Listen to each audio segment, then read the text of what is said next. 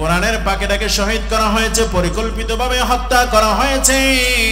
আমার প্রিয় ভাইরা, তিনাকে যখন কাশিমপুর কারাগার থেকে প্রিজন ভ্যানে করে করে পিজি হসপিটালে যখন নেওয়া হয়, আমার প্রিয় ভাইরা, প্রিজন ভ্যানে ওঠানোর সময় তার কাশিমপুর কারাগারে ব্যাগটাকে গুছিয়ে নেওয়া হয়েছে। তার মানে তাকে আর ফিরতে দেবে না। সন্তানেরা মাসুদ সাইদি সাহেব, নাসিম ভাই চলে গেলেন বাবাকে দেখার জন্য।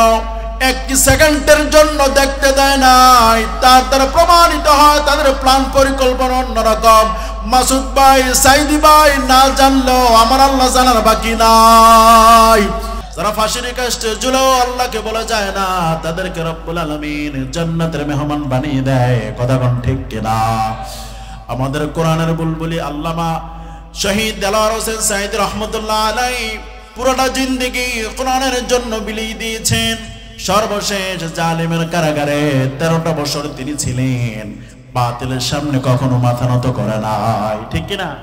তিনাকে প্রপোজাল দেওয়া হয়েছিল, প্রপোজাল দেওয়া হয়েছে, আপনি যেই দল করবেন সেটা করা হবে, টাকা চান টাকা দেওয়া হবে, যাই চান তাই চান। তিনি বলেছেন না, আমি জানি আতিউল্লাহ ওয়া আতিউর রাসূল ওয়া উলিল আমরি মিনকুম, আমি জানি আল্লাহর আনুগত্য, রাসূলের আনুগত্য, দায়িত্বশীলের আনুগত্য হলে পরে সফল হয়ে যাব। দুনিয়ার সাদা মাথা চিন্তা করে লাভ নাই। এই জন্য 13টা বছর তিনি জালেমের কারাগারে ছিলেন। আমার প্রিয় ভাইরা, কষ্ট পাই এই জন্য সর্বশেষ আমাদের কোরআনের পাখি এমন ভাবে হাসি দিয়ে দুনিয়া থেকে বিদায় হয়েছেন।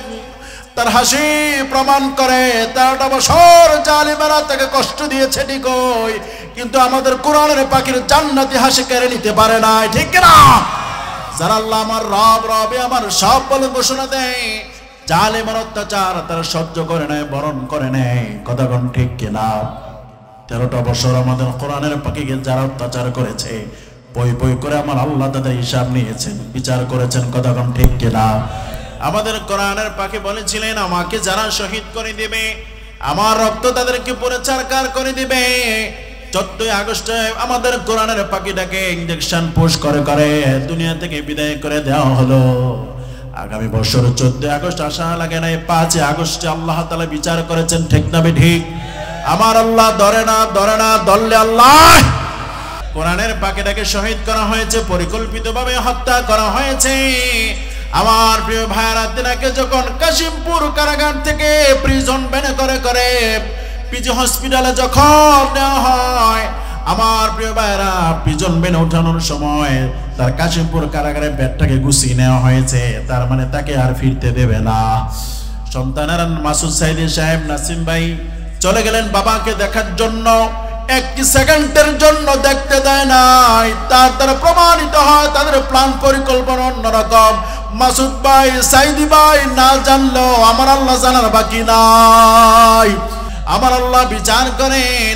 এই কথাটা বলার উদ্দেশ্য হলো, আমার প্রিয় ভাইরা, আমাদের কোরআনের পাখি সহ যারা বাতিলের কাছে মাথা নত করে নাই, তারা বলেছিলেন, ইন্নাল্লাযীনা ক্বালু রাব্বুনাল্লাহু থুম্মা ইসতাকামু, রব আল্লাহকে মেনেছেন, আল্লাহকে বিধানদাতা মেনেছেন, আল্লাহকে আইনদাতা মেনেছেন, আল্লাহকে স্রষ্টা মেনেছেন, আল্লাহর জন্য জীবন দিয়েছেন, তারপর মাথা নত করে নাই। আমার প্রিয় ভাইরা, যারা আল্লাহকে রব এসব মেনে নয় বাবু মেনে নেয়, তারা পৃথিবীতে কাউকে পরোয়া করে না, একমাত্র ভয় করে কাকে? আর জোরে বলেন, কাকে ভয় করে? এই জন্য আমার আল্লাহ বলেছেন, অল্পরাই আল্লাহর উপদেশ গ্রহণ করে, অল্পরাই দ্বীনের পথে চলে, অল্পরাই কোরআনের পথে চলে।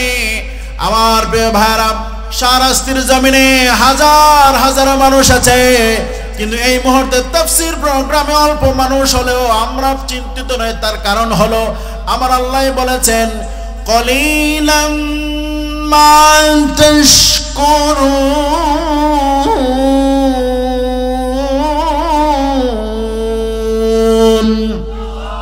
আমার আল্লাহ বলেছেন, অল্পরাই শুকরিয়া আদায় করে। আমার প্রিয় ভাইরা, আমার আল্লাহর কথায় অল্পরাই কোরআনের মাহফিল আসবে, অল্পরাই দ্বীনের কাজ করবে, হতাশ হওয়ার কোনো কারণ নাই, ঠিক কিনা? ওই অল্পরাই, অল্পদের পক্ষে আমার আল্লাহ আছেন। আমার প্রিয় ভাইরা, অল্পদের সাথে আমার আল্লাহ আছেন। এই জন্য আমার প্রিয় ভাইরা, হতাশ হওয়ার কোনো কারণ নাই। ওয়ালা তাহিনু ওয়ালা তাহজানু ওয়া আনতুমুল আলাউনা ইন কুনতুম মুমিনিন। ও শাহরাস্তির ভাইরা, প্রকৃত পক্ষে যদি মুমিন হওয়া যায়, ওমরের মতো যদি মুমিন হওয়া যায়, আবু বকরের মতো যদি মুমিন হওয়া যায়, তালহা রাদিয়াল্লাহু তাআলা আনহুর মতো যদি মুমিন হওয়া যায়, খাব্বাব রাদিয়াল্লাহু তাআলা আনহুর মতো যদি মুমিন হওয়া যায়, মুমিনের মতো মুমিন হলে আমাদের কি বিজয় দিবেন একজন, তিনি কে? আর জোরে বলেন কে?